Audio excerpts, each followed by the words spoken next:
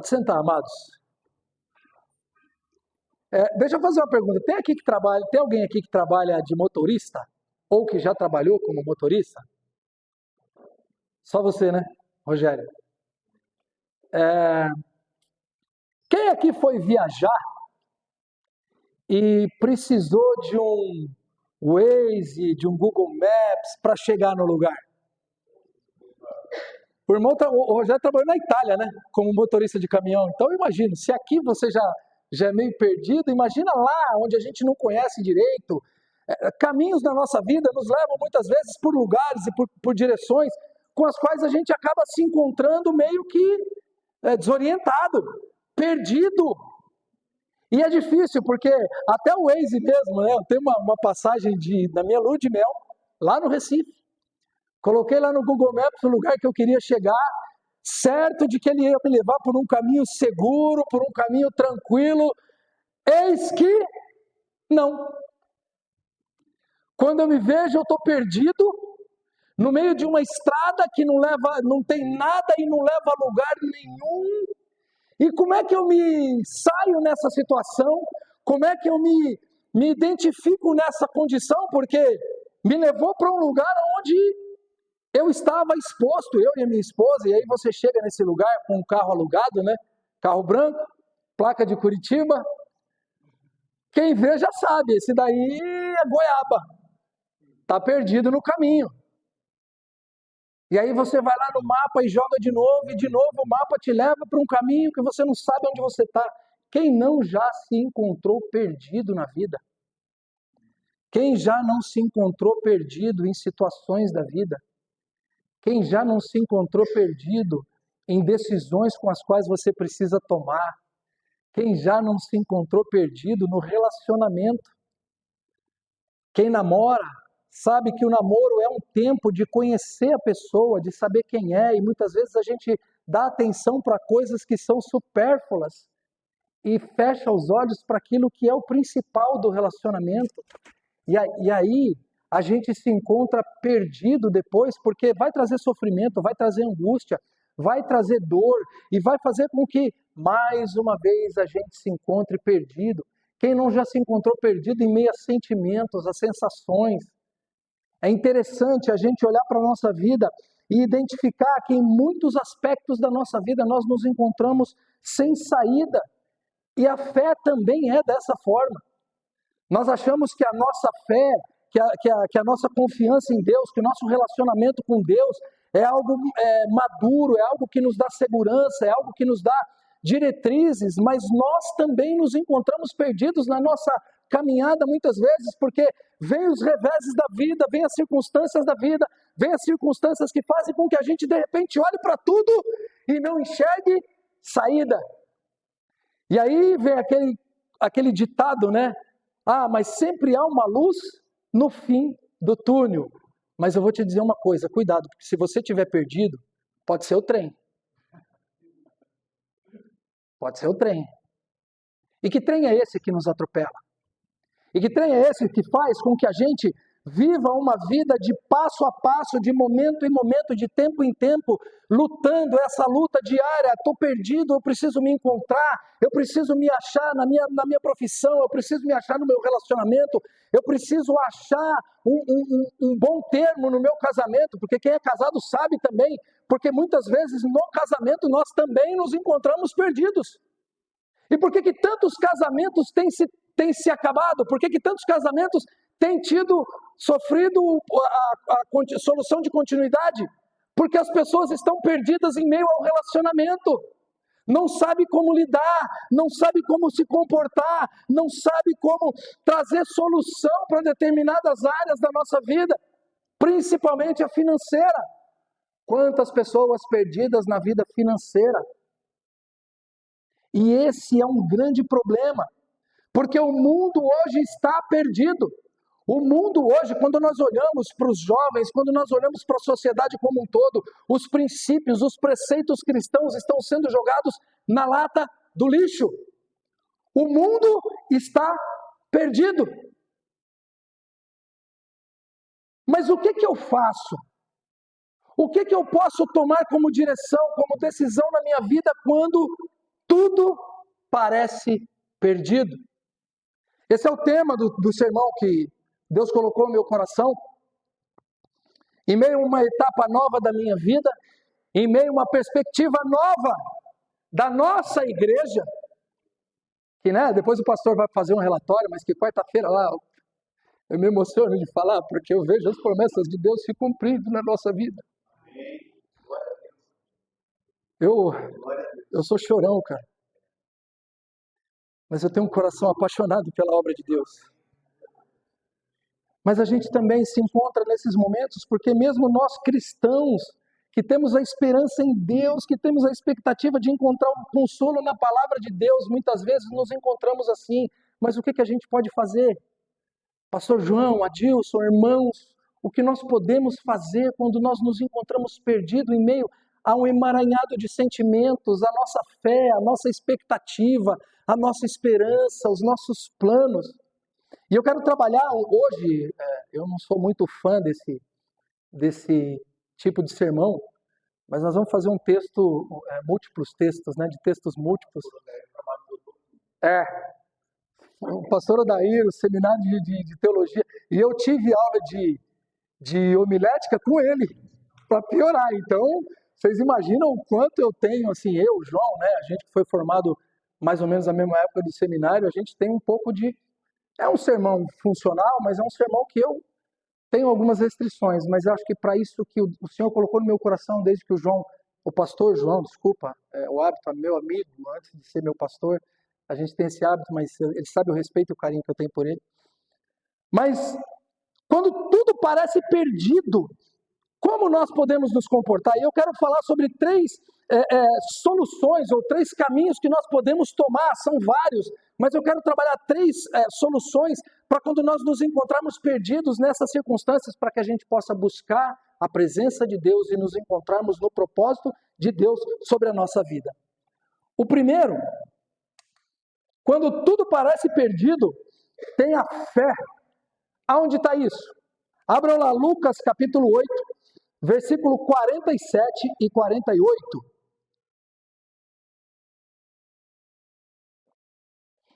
Se eu estiver tremendo aqui, não reparem, tá? Mas é o temor pela palavra do Senhor. O dia que isso estiver fora do nosso coração, está tudo errado. Lucas capítulo 8, versículos 47 e 48.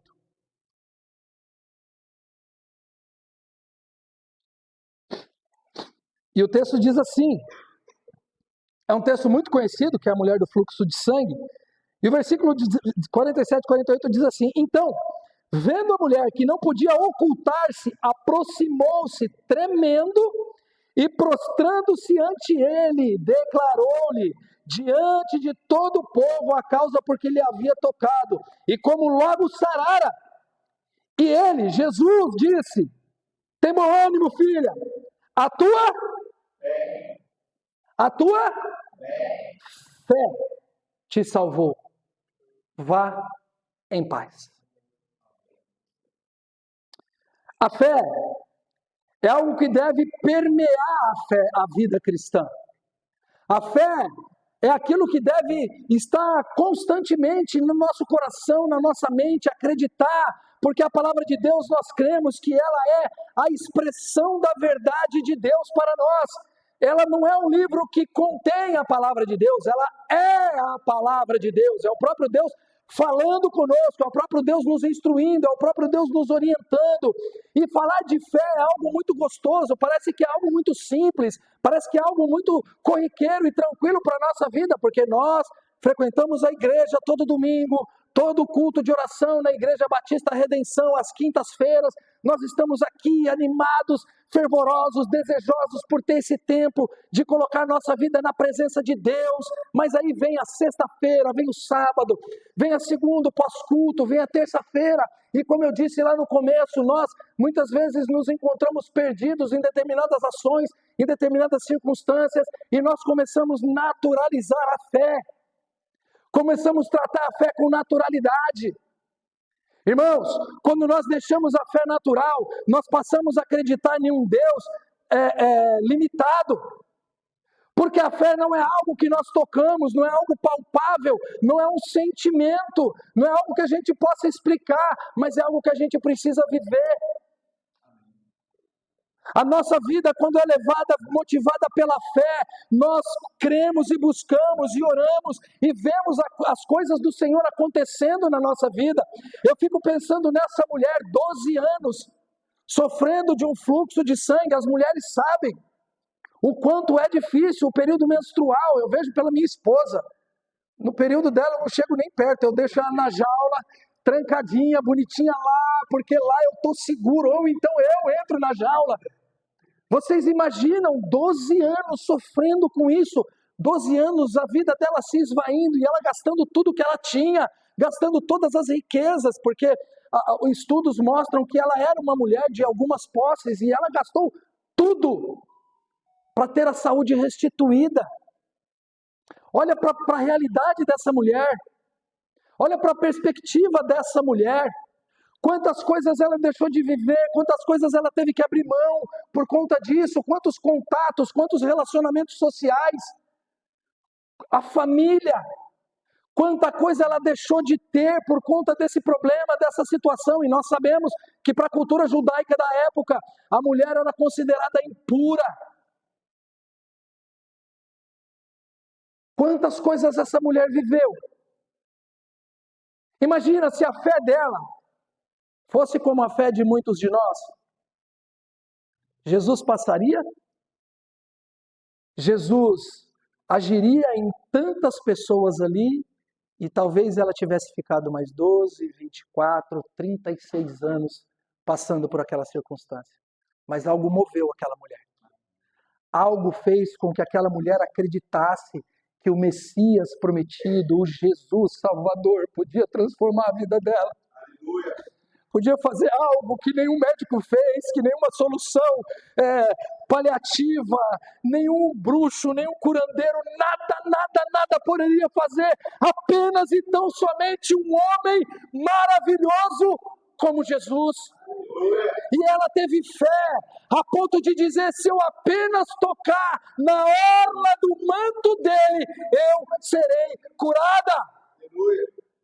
A fé é esse mover que faz com que nós passemos por essas circunstâncias. É o elan, é o movimento que nos leva a viver o sobrenatural de Deus, a vermos o sobrenatural de Deus acontecendo nas nossas vidas, na nossa casa, no nosso relacionamento. Não testemunhamos mais tantas curas. Deus parou de fazer? Não. Talvez a nossa fé esteja colocada em algo que é substancial, mas que é temporal.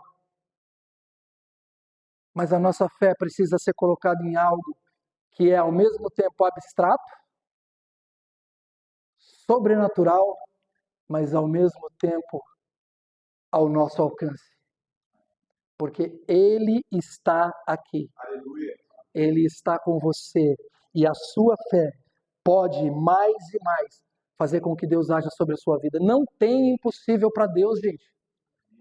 Não tem impossível, não existe. Olha o que Deus diz lá em Hebreus 11:1. A fé é a certeza de coisas que se esperam. Como é que você pode ter certeza de uma coisa que você ainda espera? Se não for pela fé. Aquilo que a gente muitas vezes tem como esperança ou expectativa ou certeza sobre algo que é claro para nós. A gente não pode fazer uma compra no Shopee, né, ou naqueles aplicativos de Mercado Livre. A gente não pode fazer uma compra naquilo ali, a gente viu a foto, a gente sabe que aquilo vai chegar e a gente já fica numa ansiedade, num desejo de receber aquilo logo, porque, nossa, aquilo parece tão importante para nós. E às vezes a gente trata o nosso relacionamento com Deus no que diz respeito à nossa fé, depositar a nossa fé a Ele como algo que, é muito grande, Ele não vai fazer para mim. É uma cura que os médicos falam que é impossível e Ele não vai fazer por mim. É uma solução de uma dor, é uma solução de uma angústia que Deus não vai fazer para mim. Ele faz para o vizinho. Não. Quero te dizer, meu irmão, minha irmã, hoje, agora, neste momento, Deus quer fazer por mim e por você. Hoje. Nesse momento, se você crer, você pode ter certeza que Deus já está agindo no seu favor. Não há impossível para Deus. Não há impossível para Deus, amados. Presta atenção, fé e confiança é a forma da resistência. Está lá em 1 Pedro, capítulo 5, versículo 9, que diz assim: ao qual resistis firmes na fé, sabendo que as mesmas aflições se cumprem entre os vossos irmãos no mundo. Se mantendo firmes, não é firme nas suas convicções, não é firme naquilo que você põe como segurança, não, é na fé. Porque se a tua firmeza estiver na sua fé, você pode ter certeza que não vai ter circunstâncias. Nós não somos aqui triunfalistas. Nós jamais vamos dizer para você, se o mar não abrir, você vai andar sobre as águas, ou coisas nesse sentido. Mas nós vamos te dizer que para Deus nada é impossível. Para Deus, aquilo que aos teus olhos é impossível, Ele faz. Porque o sobrenatural para nós é natural para Deus. Fé e confiança é ver o invisível. Está lá em Hebreus 11, 27, que diz assim, pela fé deixou o Egito, não temendo a ira do rei, porque ficou firme, como vendo o invisível. Moisés teve fé quando ele abandonou o Egito. Ele acreditou. Fé e confiança derrubam muros, Hebreus 30. Pela fé caíram os muros de Jericó, sendo rodeados por 7 dias, irmãos. Não existem muralhas, não existem situações que façam com que o cristão que tenha fé, que deposite a fé em Deus, seja parado. Problemas virão, aflições virão, claro que virão. Em muitas delas nós vamos nos achar perdidos, e é normal, amados. Você não é super crente, você não é super nada, pelo contrário, você é. Nós somos super dependentes da graça de Deus. E a graça de Deus se manifesta para nós através da fé. Através daquilo que cremos. O que é Deus para você? O que é o sacrifício de Cristo para você? Se pela tua fé você acredita que é um gesto de amor, é uma verdade, mas eu acredito que é mais do que um gesto de amor. É um gesto de sacrifício de Deus. Porque o sacrifício éramos nós. E Ele nos tirou do sacrifício para sacrificar o Cordeiro imaculado. Tenha fé, amado. Não dispense a tua fé em circunstâncias com as quais você não pode confiar. Em circunstâncias com as quais você pode colocar na sua segurança ou na tua mão. Põe em Deus. Fé e confiança vencem o mundo. 1 João 5, versículo 4, porque todo que é nascido de Deus vence o mundo. E essa é a vitória que vence o mundo. A nossa fé. Você só vai vencer as circunstâncias com as quais você está lidando. Você só vai vencer as circunstâncias com as quais você está passando, sejam elas quais forem. E está falando alguém aqui, alcoólatra, dependente químico, e que um dia depositou a fé dele no Senhor Jesus. Que não precisou de uma internação, não precisou de nada disso. Eu só precisei entregar a minha vida nas mãos do Senhor. Ele alcançou, e Ele transformou, e Ele colocou no lugar. Por isso que eu olho para a minha vida e eu digo, para Deus não tem impossível. Aleluia. Para Deus não tem impossível. Sabe o que me move a acreditar nisso? A fé que eu tenho nele. Tenha fé. Segundo, quando tudo parece perdido, ore. Ore. Onde está isso? Filipenses, capítulo 4, versículos 6 e 7.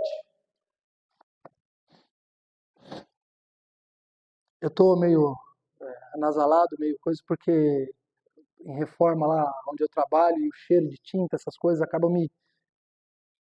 Mas o versículo 6 e 7 dizem assim: não estejais inquietos por coisa alguma, Antes, as vossas petições sejam em tudo conhecidas diante de Deus, pela oração e súplica, com ação de graças, e a paz de Deus, que excede todo o entendimento, guardará o vosso coração e os vossos sentimentos em Cristo. Amados, a oração é um mecanismo poderoso para nos conectarmos a Deus. A oração é o link lá da internet que você clica para ver lá o seu vídeo ou alguma coisa que é importante muitas vezes. A oração é esse link que vai nos colocar diretamente em Deus, diretamente na vontade de Deus, diretamente na direção de Deus, diretamente no querer de Deus. A oração é algo que não pode faltar na vida do cristão. A oração é algo que precisa nos motivar cada vez mais a buscar e a desejarmos isso, porque nós não podemos viver um relacionamento com Deus superficial.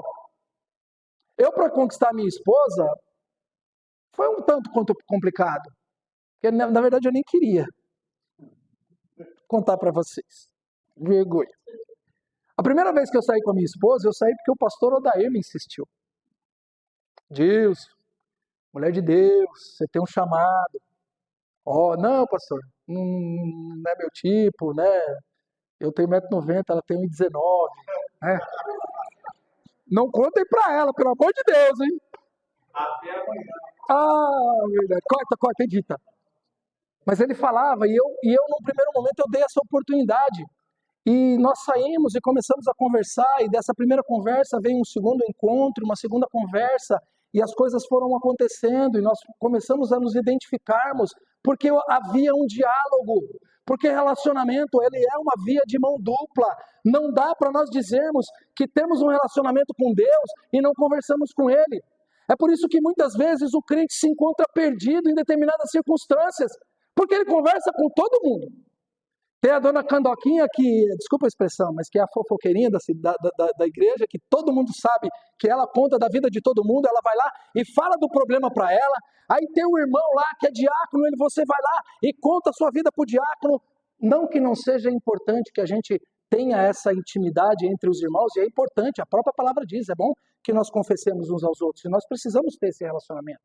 Mas o que eu quero dizer é que o crente, muitas vezes, ele terceiriza tantas as situações, ele terceiriza tanto essa situação. Irmão, é o crente 6 horas, né? 6 horas por mim? 6 horas pelo meu problema? 6 horas pelo meu casamento? 6 horas pela minha aflição? 6 horas pela minha doença?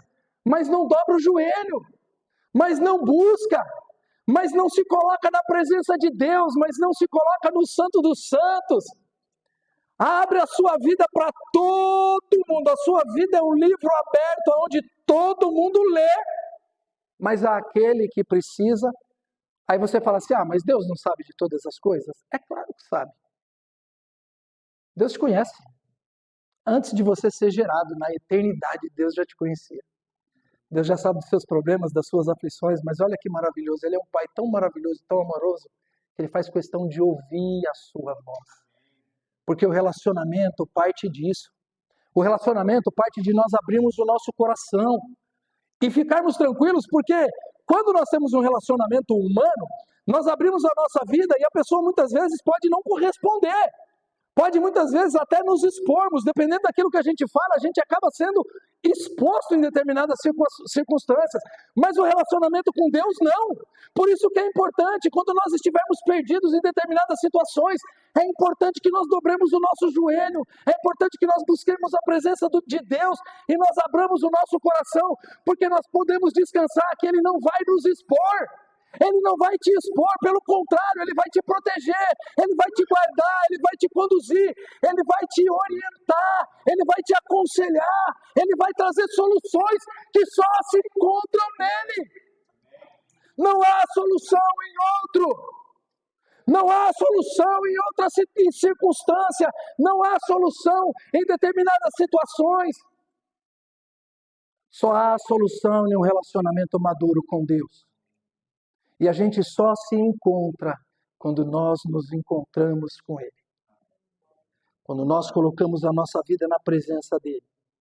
Olha que interessante, Filipenses capítulo 1, versículo 19, diz assim, porque sei que disto me resultará a salvação, pela vossa oração e pelo socorro do Espírito de Jesus Cristo.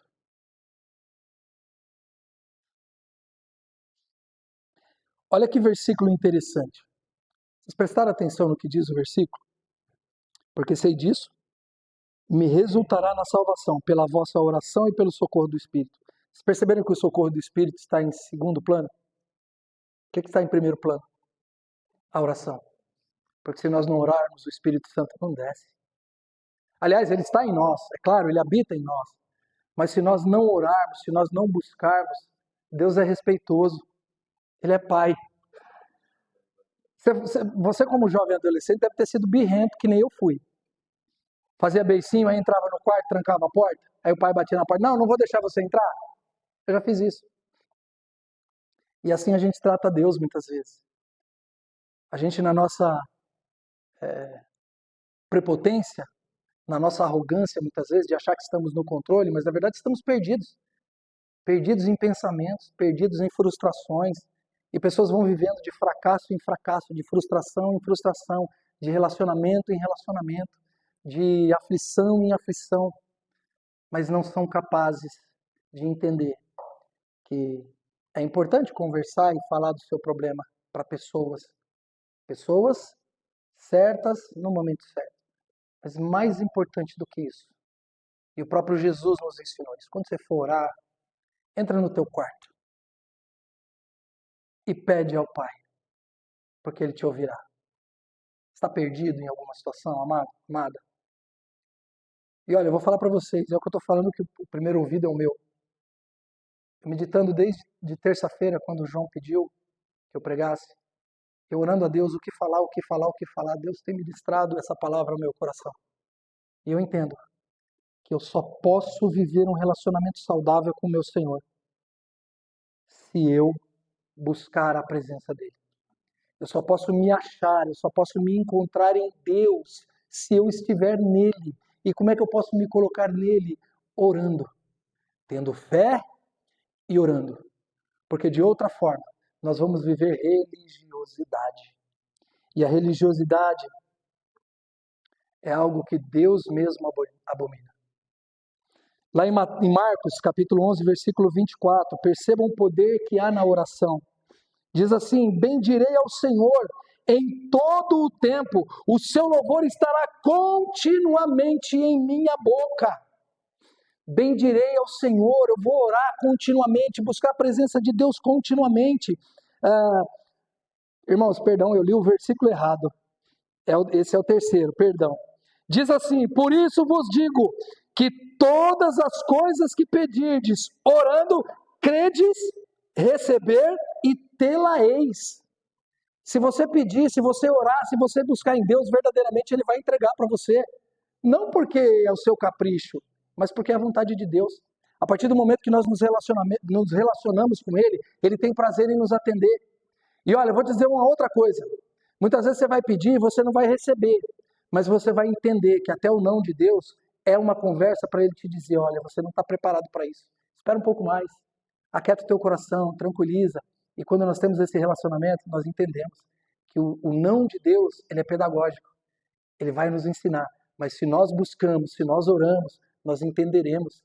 E em todas as circunstâncias, nós veremos uma solução nele. Seja positiva e seja até negativa, viu? Porque às vezes Deus permite determinadas circunstâncias para que a gente também seja ensinado. É a pedagogia de Jesus nesse aspecto. Por isso, busca a presença de Deus e coloque em prioridade o reconhecendo que Jesus sabe tudo que você está passando, mas que mesmo assim Ele se importa com a minha e com a sua vida, com a minha e com a sua necessidade. Amém? Terceiro, quando tudo parece perdido, adore. Adore ao Senhor. Mas como é que eu posso adorar no meio desse vendaval, no meio desse furacão, no meio desse tornado que a minha vida está passando? Como é que eu posso adorar a Deus no meio de tudo isso? É exatamente por isso. Porque você e eu, nós nos encontramos perdidos. E a adoração nada mais é do que reconhecer a grandiosidade de Deus. Adorar a Deus é olhar para toda a criação e entender que há um ser maravilhoso que pensou em tudo isso, que pensou em cada detalhe, que pensou em cada particularidade. Olha complexidade da criação, olha a complexidade de todas essas coisas.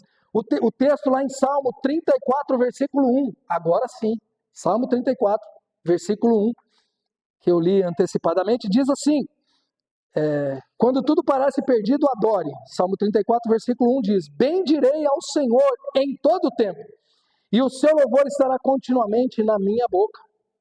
A adoração é uma forma de nós conectarmos a Deus. Irmãos, nós muitas vezes estamos tão desconectos que a gente fala assim, vamos adorar o Senhor. Aí nós começamos: Senhor, eu te adoro pelo que o Senhor é, eu te adoro pela sua bondade. Pai, eu te peço em nome de Jesus que o Senhor possa fazer isso na minha vida. Em nome de Jesus eu te peço, eu te peço. Adorar é contemplar a grandiosidade de Deus. Adorar é reconhecer quão Deus é bom, quão Deus é maravilhoso e perfeito, e quão você, nesse processo de Deus, na perfeição de Deus, você é a perfeição na criação de Deus. Deus criou todas as coisas, 5 dias, no 6º dia Ele pensou em nós. Por quê? Porque ele esqueceu da gente, no último dia Ele quis fazer alguma coisa para corrigir? Não.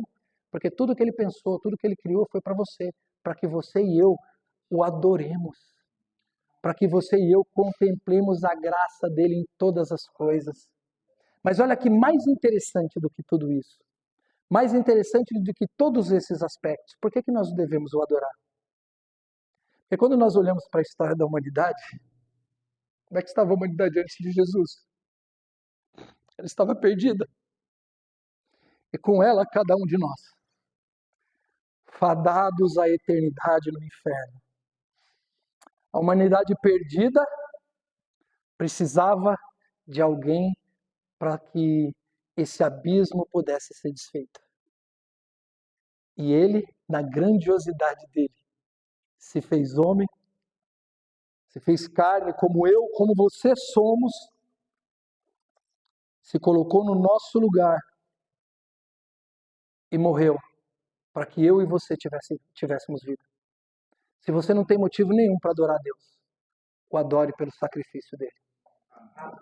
Percebam que a adoração parece um processo difícil na vida do cristão. É pesado você entender, porque quando a gente está com um problema, a gente não quer nem falar com a pessoa que está do lado muitas vezes, a gente tem os nossos dias bons e ruins. Olha que interessante, lá em Salmo 42, versículo 11, o salmista ele inicia o versículo com uma pergunta. Ele pergunta assim: por que está abatida a minha alma? E por que te perturbas dentro de mim? O salmista, o escritor desse salmo, ele estava desalentado porque estava exilado em um lugar distante de Jerusalém e não podia adorar no templo. Ele não podia participar das festas. Ele não podia porque ele estava exilado. E aí ele olha para isso e olha para dentro dele uma angústia, uma aflição, uma ansiedade, algo que foi tirado da vida dele, do cotidiano dele.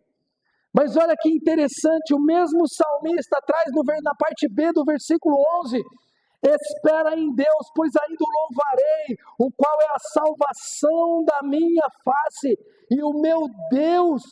Quando adoramos a Deus, reconhecemos que Ele é maior do que os nossos problemas, reconhecemos que Ele é maior do que todas as nossas aflições e ansiedades. O salmista aqui, os filhos de Corá, quando fazem esse salmo, eles estão olhando para a realidade deles, para o desolamento do povo do povo judeu, do povo de Israel, longe, perdidos, isolados da vida dele, do cotidiano deles. Mas ainda assim ele diz: ainda assim eu louvo ao Senhor, mesmo nessa circunstância, porque te afliges, ó minha alma. Mas mesmo nessa aflição, ele encontra motivos para adorar a Deus. Irmãos, é difícil caminhar com Cristo. A vida cristã não é fácil e a promessa nunca foi de a gente ter moleza, não era mamão com açúcar, não.